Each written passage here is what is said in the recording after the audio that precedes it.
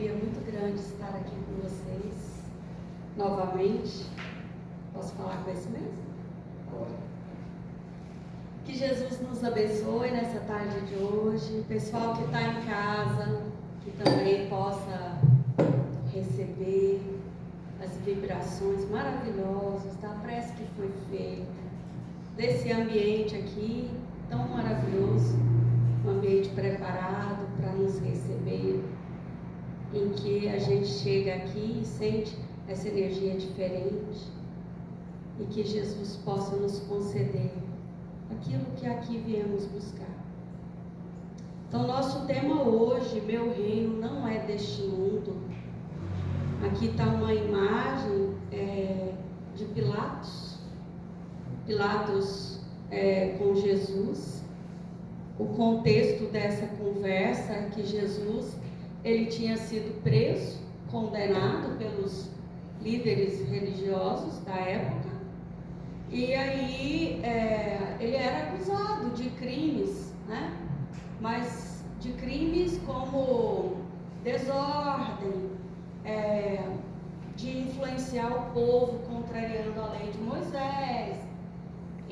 Mas o Pilatos, para ele, o que importava é que Jesus tinha a fama de ser rei dos judeus.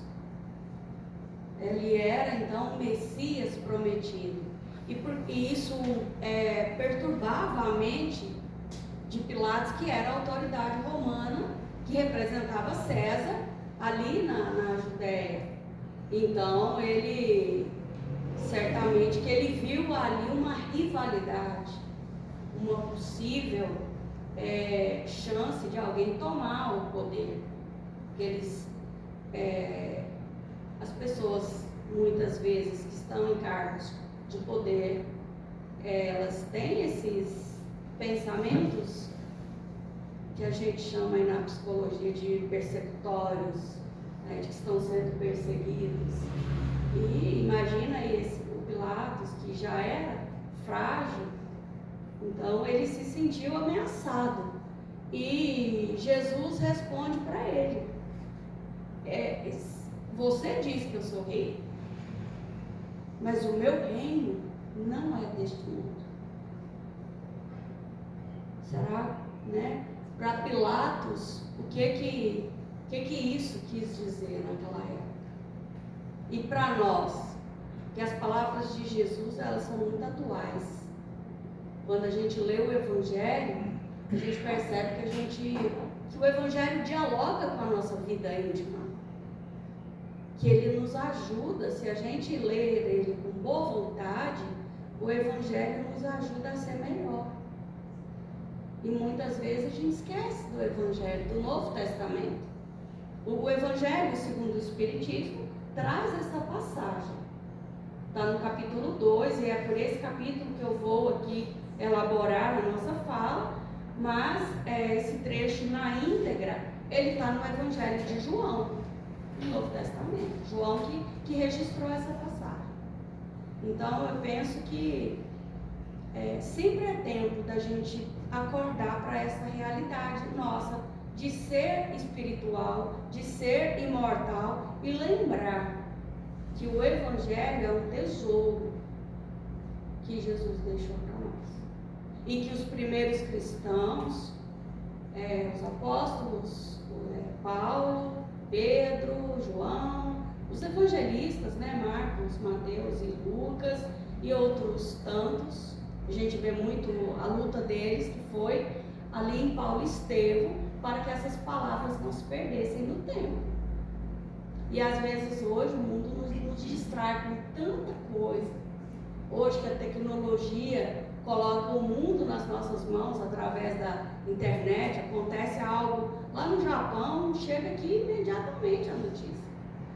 Então são tantas as distrações e a gente vai relegando. Eu mesma, às vezes eu abro o Evangelho, o Novo Testamento, eu falo, nossa, mas Jesus disse isso.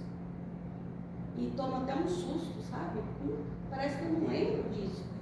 Então é porque a gente não se detém, né? Então vamos tentar entender essas palavras conforme ali as explicações de Allan Kardec, no capítulo 2, tá? Do Evangelho segundo o Espiritismo. Então, quando Jesus diz, meu reino não é deste mundo, ele estava pensando numa vida futura, uma vida futura. Ele justifica, né, esse conceito de vida futura, justifica as nossas dificuldades aqui na Terra com a justiça de Deus. Bom, mas e se nesta vida eu não tenho feito algo que dê causa para as aflições que eu estou passando? Às vezes acontece. Segundo o nosso Evangelho, é o que nós acreditamos, então numa outra vida. Mas do nada não brota na nossa vida uma dificuldade injustamente, né? Considerando que Deus é justo. Todas as máximas do Cristo se reportam a este princípio. Então, todas as máximas de Jesus se reportam a esse princípio de uma vida além, de um reino que não é o reino material, conforme Pilatos entendia. Para ele, reino era o quê? Poder, poderio bélico, como alguns líderes ainda hoje aqui na Terra acham, né? Que é armas, bombas, mísseis teleguiados, tecnologia a serviço da guerra, e acham que isso aí é reinar, é poder. Mas se assim fosse, né? Cadê os Césares? Cadê os grandes reis? Cadê os imperadores? Não vou nem citar nome aqui, que era até falta de caridade falar, porque são lembrados na maioria das vezes pelas falhas. Segundo os ensinamentos de Jesus, a vida futura, então, ela é o objeto deveria ser, tá? Segundo Jesus, deveria ser as maiores preocupações nossas aqui na Terra. Porque, pensem comigo, quem tem aqui mais de 40, de 50, como é o meu caso, a gente tem um senso de urgência, às vezes, até falo isso muito pro meu marido.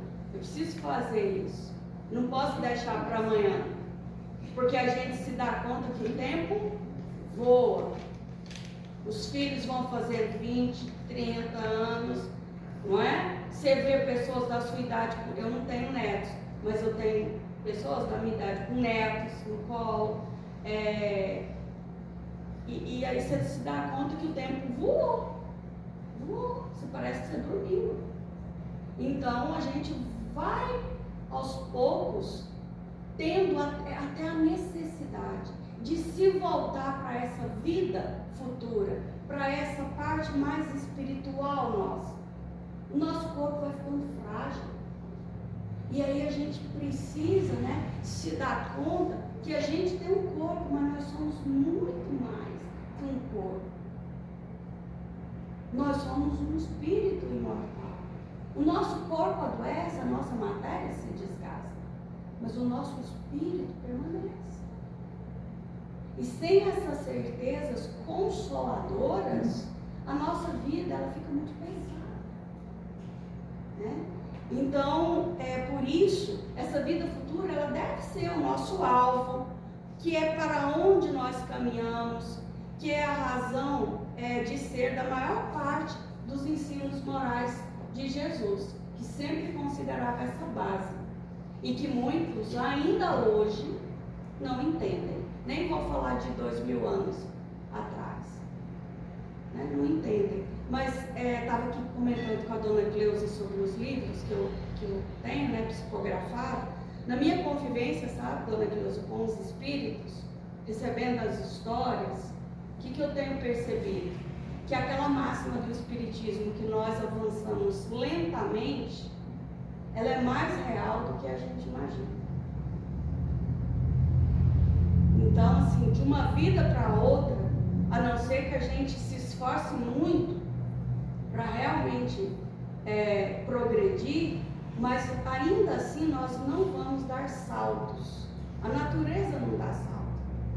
Se você plantar uma roseira aqui hoje, vai ter que regar, cultivar, esperar a primavera, quando ela estiver madura, para ela florescer. Se for uma laranjeira, para ela frutificar. E nós somos natureza também. Então, quando a gente percebe isso, você fala, nossa, é uma marcha lenta. Né? Tanto é que se Jesus hoje estivesse aqui com essa proposta para nós, muita gente ainda não entenderia. Nós mesmos, às vezes, temos dificuldade. Porque a gente se seduz pelas pequenas bagatelas do mundo, né? Então, Allan Kardec, ele escreve assim, ó: os que não creem na vida futura, imaginando que ele apenas falava na vida presente, não compreendem os preceitos morais do Cristo, ou os consideram pueris. Pueris é infantis, infantil, imaturo. Não dá atenção para aquilo. Ou pensa, fique para outra época da minha vida. Né? Nesse momento eu não estou pronto para seguir isso aqui. A gente vê Emmanuel, o guia espiritual de Chico Xavier, no livro Há 2000 anos, ele lá no personagem, que é ele, senador Publius Lentulus, ele encontra com Jesus. Fica aí até um convite para vocês, quem não leu esse livro, é um livro maravilhoso, há 2000 anos. Então ele encontra pessoalmente, Jesus estava na terra naquela época, na Judéia. Ele encontra com Jesus, ele vai até ele pedir que Jesus cure a filha dele, a filhinha dele que está muito doente. E Jesus, ele não consegue, o magnetismo de Jesus é tão extraordinário que ele não consegue falar. Mas Jesus o entende e fala com ele. E fala, olha, eu vou atender o seu pedido. Não por você que vem aqui na calada da noite me procurar envergonhado, para que ninguém te veja aqui, mas por causa da fé da sua esposa, da Lívia, né, que está em casa e tinha se tornado uma cristã. E ele diz assim no final da conversa: você pode me seguir agora, ou daqui a alguns séculos. Ele escolheu os séculos depois. Que a gente vê Emmanuel na pessoa de Padre Manuel da Nóbrega, aqui no Brasil, fazendo então a sua encarnação última aí que ele resgata. Então imagina, Emmanuel, né? Aquela inteligência, aquela grandiosidade. Bom, nós temos aqui, pessoal, uma progressão. O Evangelho traz para a gente, nesse capítulo, uma progressão dessas ideias, tá? Porque a gente progride lentamente, mas progredimos. Então a gente vê aqui com Moisés, as recompensas que aquele povo conseguia enxergar eram recompensas terrenas, tá? Então, supremacia da nação sobre os inimigos. Então, Deus guia-nos, né? E até o Salmo 23, se a gente ler ele literalmente, o Salmo atribuído a Davi, 900 anos antes de Jesus, está no Velho Testamento, né? Se a gente ler ele literalmente, e Deus unge a minha cabeça na presença dos meus inimigos. Então é sempre essa dualidade, da supremacia do povo judeu sobre outras nações, um povo escolhido por Deus para receber ali as suas leis. Sempre essa concepção. Mas aí vem Jesus e não é o líder dos exércitos que eles queriam. Não é o príncipe bélico que faria Israel reinar. Tanto é que, exceto os judeus messiânicos, os outros ainda esperam o Messias. Eles ainda esperam. Porque o Jesus, o que veio, o Messias que veio, era conforme as profecias de Isaías. Jesus servidor. Aquele que veio carregar as nossas dores conosco. que veio nos apontar o caminho, cujo reino não é desse mundo. Eles não entenderam. E muita gente ainda não entende. Então, com Jesus, as recompensas não são da terra. O Cristo revelou outro mundo onde ele reina e onde os bons acharão sua recompensa. E aí a gente vem, o Espiritismo aqui, completar os ensinos do Cristo, assim como Jesus completou os ensinos de Moisés. Quando eu falo das concepções do povo judeu daquela época sobre o Messias, hora nenhuma gostaria que me entendessem que estou desacreditando Moisés. Não. Moisés é um grande missionário, um grande líder, missionário de Jesus. E o decálogo que ele trouxe, segundo Emmanuel, é a base de toda a justiça do universo. Os 10 mandamentos. Então, por isso que o primeiro capítulo nosso do Evangelho, segundo o Espiritismo, é não vim destruir a lei, que Jesus disse. Então, Jesus complementa os ensinamentos, extrai a parte espiritual da lei mosaica, e vem o Espiritismo, séculos depois, quando nós estávamos mais maduros, trazer para a gente o que a gente ainda não tinha condição de entender lá atrás, né? Então, as descrições são feitas pelas testemunhas oculares. Tudo isso aqui está no Evangelho. Quem são essas testemunhas oculares? Os próprios espíritos. Quando eu citei aqui há 2000 anos o livro do Chico Xavier, eu sou de família católica. Vivo muito no meio entre católicos e evangélicos, na minha família de origem. E todos respeitam absurdamente Chico Xavier. O Chico ultrapassou as fronteiras de questões religiosas pela sua bondade e por aquela mediunidade extraordinária que nós ainda hoje tentamos entender. Eu tento, mas cada vez que eu estudo eu fico bem pequeno, bem pequeno. Ele é muito grande, né? Então, quando a gente lê essas obras psicografadas, está ali o testemunho dos espíritos, como no caso do Emmanuel, ele mesmo se expondo, colocando a vida dele ali, para a gente extrair lições daquilo ali. Então são eles que nos contam. Como que eu vou vir aqui fazer uma palestra para vocês, falar de mediunidade sem fé? Se por conta dos meus débitos, eu vejo os espíritos, eu escuto os espíritos. Porque tem médiuns que são missionários, não é meu caso. Meu caso é resgate. Então, como que a gente pode fechar os olhos para isso? Como que a gente pode não acreditar? Tem um perito de uma faculdade de Londrina, a assinatura dele é Per Andréia, eu não lembro do nome, mas é Per Andréia, e o livro chama Grafoscopia. Ele analisou as psicografias do Chico, as assinaturas dos espíritos que batiam com a identidade. Então, como que a gente vai dizer que isso não existe? As racionais condições descritas patenteiam a verdadeira justiça de Deus. Ou seja, quando a gente estuda o Espiritismo, é tudo muito lógico. Muito lógico. Quando eu descobri o Espiritismo, eu tinha 14 anos. Eu ganhei um livro dos Espíritos.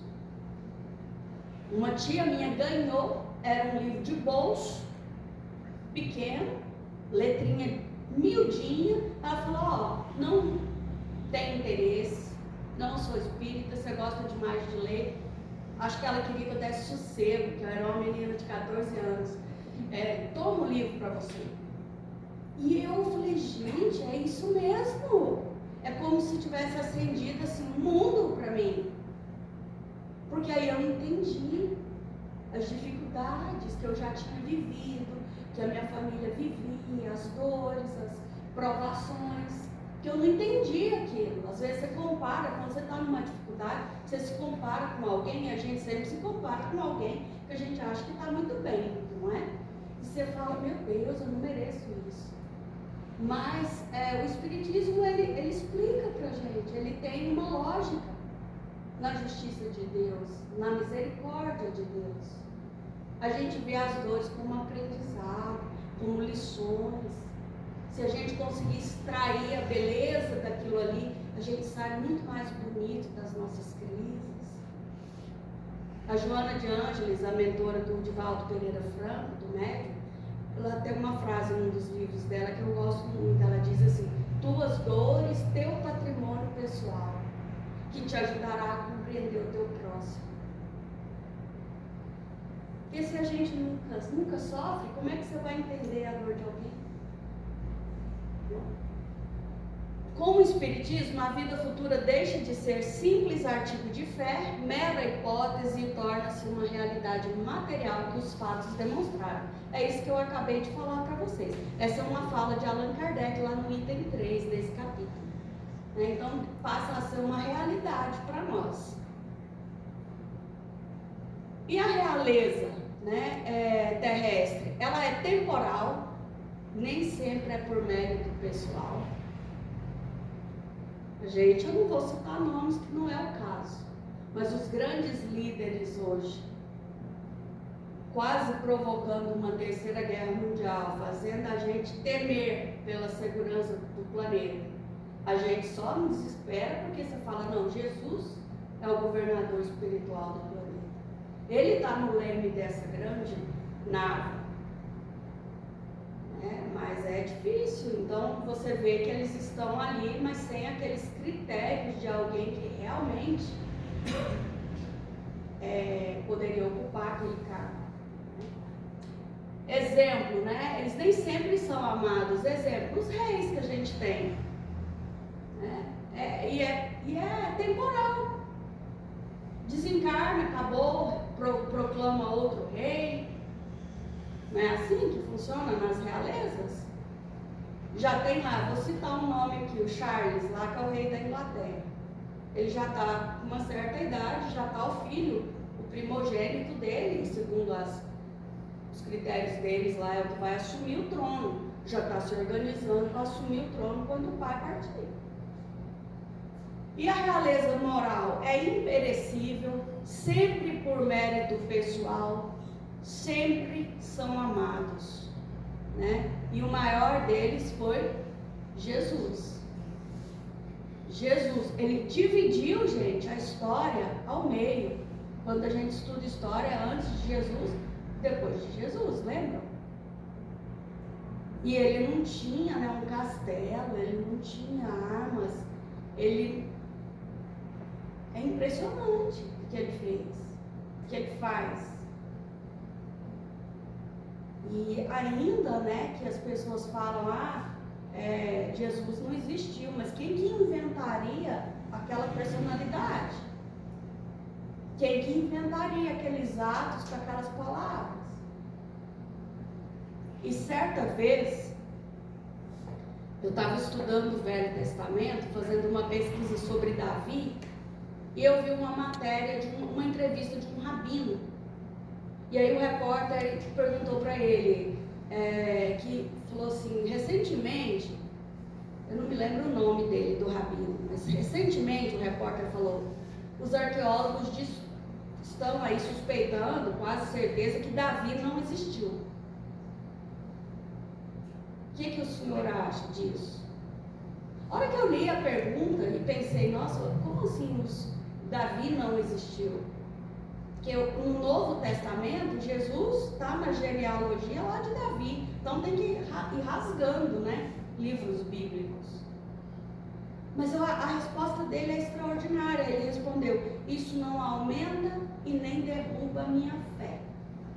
Porque eu leio as escrituras sagradas em busca de conteúdos morais que dialoguem com a minha vida e me faça ser uma pessoa melhor. Nunca esqueci. Falei, gente, é isso. Essa ladainha de espírito que o povo fica, espírito não existe, existe, não existe. Ou às vezes Jesus, cadê o corpo de Jesus? Jesus não tinha um corpo, era uma aparição. Senhor, nós estamos muito longe de qualquer evolução para ficar se detendo nessas minúcias. A gente tem que procurar conteúdos que dialoguem com a gente, que façam a gente ser melhor, que nos ajudem a melhorar.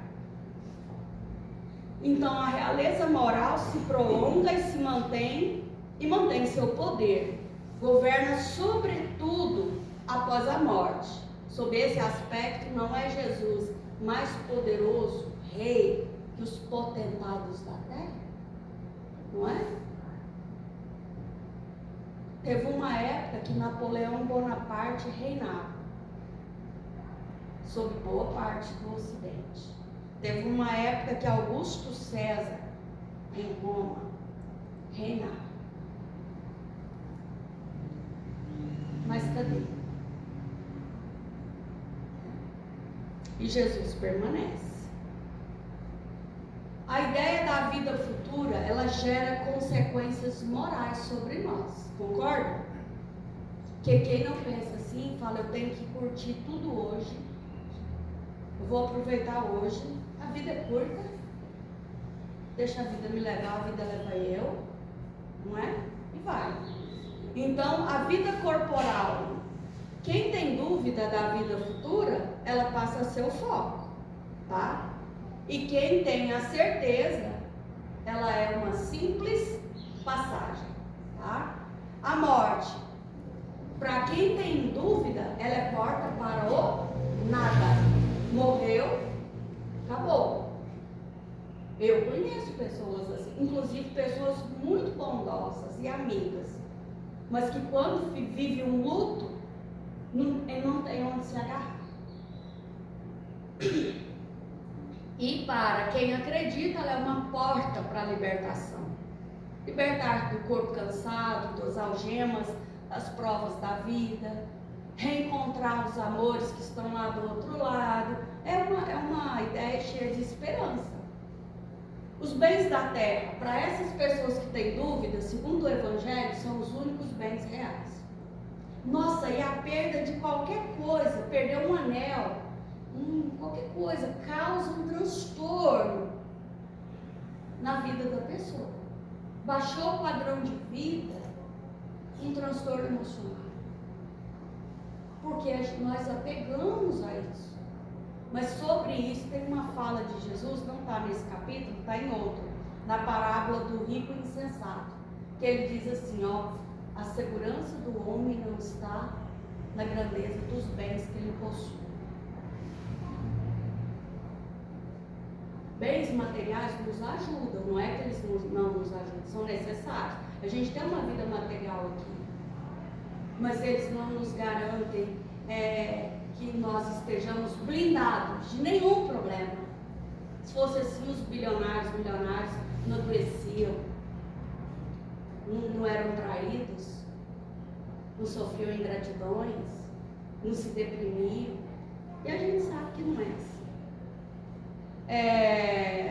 Então, os bens da terra, para quem acredita, eles têm uma importância relativa. As tribulações, para quem não acredita, nossa, angústia, se queixam, pessimismo, tudo horrível, tudo difícil. Para quem tem essa certeza, são incidentes de curta duração. A gente sabe que passa. Se não tem alegria que dure para sempre, também não tem tristeza. A vida, ela vai um fluxo. Coisas boas, coisas não tão boas, onde você vai aprendendo a extrair ensinamentos. E o mal é de grande importância para quem não crê na vida futura. E passageiro para quem acredita, né? Daí se segue que a importância dada aos bens terrenos está sempre em razão inversa da vida futura.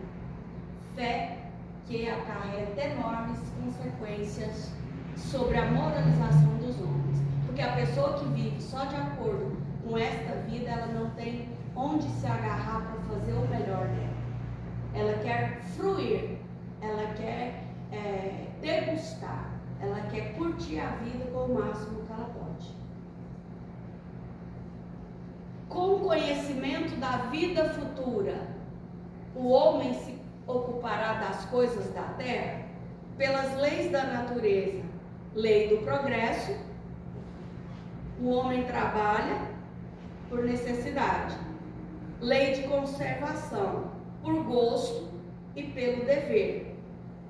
Procurando instintivamente o seu bem-estar, mesmo certo de por pouco tempo aqui permanecer, Deus não condena os gozos terrenos. Condena, sim, os abusos desses gozos em detrimento das coisas da alma.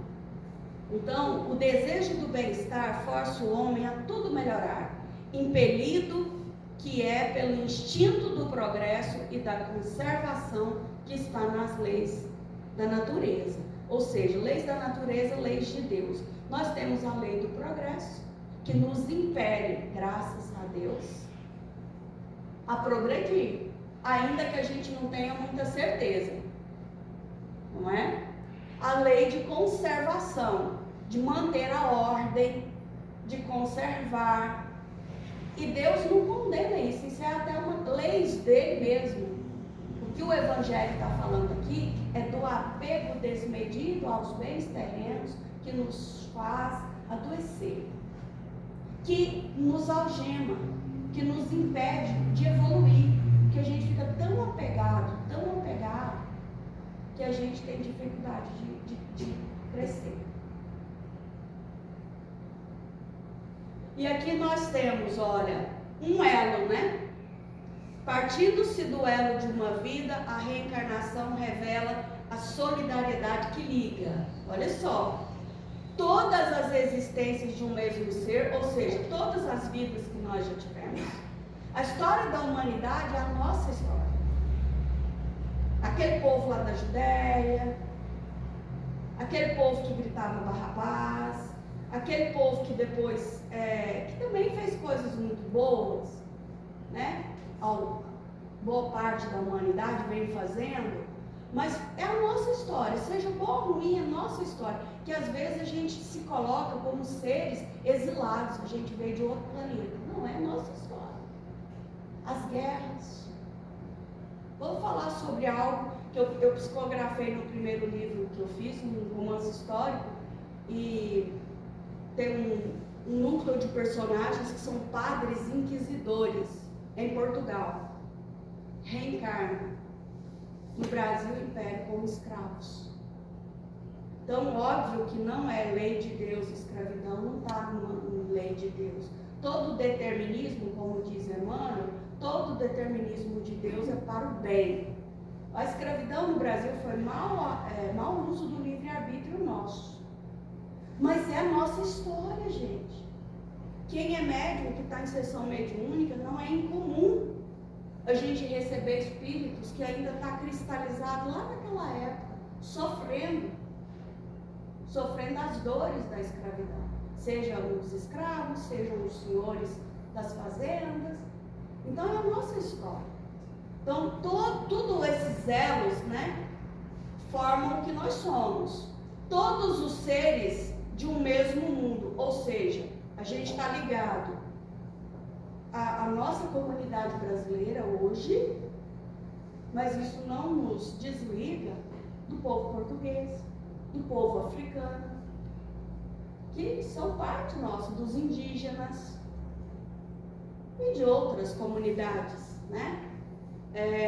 Árabes, japoneses, né? E os seres de todos os mundos. Então veja só, nós somos solidários, nós estamos interligados com seres até de outros mundos. Como é grande isso, e às vezes a gente fecha o nosso horizonte na Terra. Faculta assim uma base, uma razão de ser, a fraternidade universal. Universal. enquanto a doutrina da criação da alma, por ocasião do nascimento de cada corpo, nos torna estranhos uns aos outros. Porque esse trecho também está lá no final desse capítulo, porque vejam só, se a gente não acredita numa vida futura e eu tenho só esse corpo e só essa vida, por que eu vou considerar o outro meu irmão? Essa era inclusive uma dos entraves que a gente vê lá no Públio Lentulus, lá no livro Há 2000 anos, porque o cristianismo, com essa proposta de sermos filhos de um mesmo pai, todos irmãos, e o Emmanuel, naquela época, o Públio Lentulus, falou: e as castas? Os patrícios e os plebeus? Isso me travou na cabeça dele. Ele falou: não, irmão, como assim? E aqui eu trouxe um trecho, estou terminando aqui, tá? Que eu amo. Vocês pegam o evangelho, está escrito assim, ó, uma rainha de França, uma realeza terrestre. É um depoimento de um espírito. Ela foi rainha. E ela chega lá no plano espiritual e fica muito chateada. Cadê os criados dela? Cadê as honras? Ela estava acostumada a chegar chegando, joias e todo aquele aparato que acompanha uma realeza. Nada disso, né? E outra coisa que ela descobre, que lá até os criados dela, às vezes, estavam numa posição muito melhor que ela. Ela viu que não era, essa realeza não garantiu nada para ela. Nem uma moradia bacana, nem privilégios, nada. Então é muito bacana esse depoimento dessa rainha. Está lá no capítulo 2 do Evangelho, chama Uma Realeza Terrestre. E aqui eu quero contar uma história para finalizar a nossa palestra, que eu amo muito, que foi psicografada pelo Chico Xavier, tá? E ditado pelo irmão X, chama No Caminho do Amor, o trecho, tá? Capítulo 18. Então, essa jovem, eu pedi a inteligência artificial para criar para mim, tá? Para nós, a cena. Era uma jovem, segundo o irmão X, muito bonita, que vendia perfumes nos arredores do templo em Jerusalém.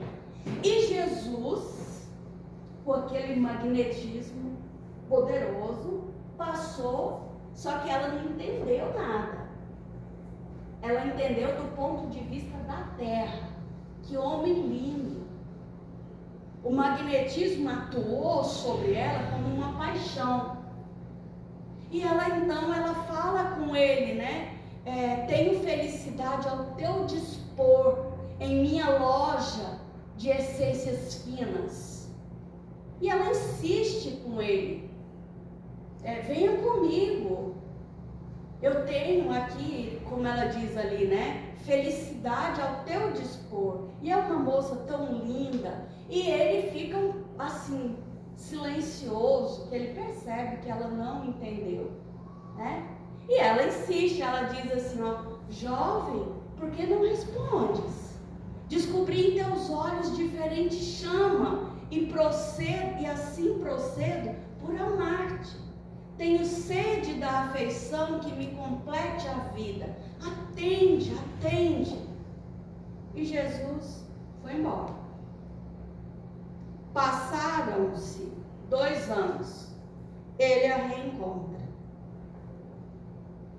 Ele a reencontra abandonada. Ela que antes oferecia prazeres fáceis, a beleza, a juventude, foi consumida pela lepra. E aí ele não se afasta, ele chega perto dela, né? Ele reconhece que agora ela está num novo momento, que ela despertou. E aí ele diz para ela: descubra em teus olhos diferente chama, e assim procedo por amar-te. Então, que os nossos olhos possam brilhar assim também por Jesus. Ele que é o grande amor da nossa vida. Ele que é fiel. Ele que é aquele divino pastor lá da parábola, lá do Salmo 23, né? Da parábola também da ovelha perdida. Jesus que ele é como o sol na nossa vida. Que possa nos faltar tudo, menos ele, assim que eu penso. Ainda que a medicina da terra às vezes não tenha respostas para nós, ainda que os psicólogos não tenham respostas para nós aqui na terra, nas nossas dificuldades, ainda que não encontremos na nossa família o amor que nós desejamos, como aquela moça que anteriormente, tenho sede de afeição que me complete a vida. Nós temos essas carências, mas que a gente possa ter nos olhos o brilho diferente quando a gente ouvir falar sobre Jesus, para que a gente possa interiorizar essas lições e que elas nos façam ser melhores a cada dia, um dia de cada vez. Eu quero agradecer vocês, eu até fiz umas flores aqui, né, para vocês, flores espirituais, que possam levar esse aroma do Evangelho para as casas de vocês, para os seus lares, que esse aroma possa envolver as famílias, nesse amor incondicional de Jesus, em especial aquelas pessoas com dificuldade de relacionamento, com dificuldade na saúde física,